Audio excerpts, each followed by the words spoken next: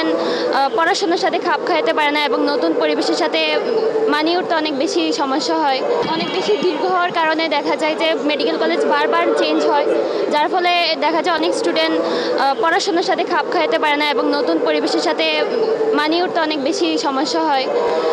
অনেক স্টুডেন্ট দেখা যায় এই কারণে ঝরে পড়ে, এটাই হচ্ছে সমস্যাটা। আপনি তো প্রাইভেটে পড়াশোনা করতেছেন, তো প্রাইভেটে তো আপনি মন মতন কলেজ কি পাইছেন, মেডিকেল কলেজ?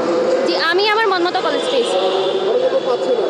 জি, অনেকে পাচ্ছে না, সেটার জন্য হচ্ছে সমস্যাটা হচ্ছে, বাট আমি আমার সমস্যা হচ্ছে বলেন না যে আপনি থাকেন ঢাকায়, আপনার ইচ্ছে বগুড়ায়, খুলনায়, এই কষ্টের কথাটা বলেন। আচ্ছা, অনেকের পছন্দের কলেজ হয়তো নিজের বাসার কাছে থাকতে পারে, তখন দেখা যায় অটো মাইগ্রেশনের কারণে একটা কলেজে আসছে নিজের বাসার কাছে, কিন্তু দেখা যায় যে আবার দূরে কোথাও চলে আসছে, ধরেন ঢাকায় চলে আসছে বা কারোর ময়মনসিংহ চলে আসছে, তো এটা একটা সমস্যা ওদের জন্য।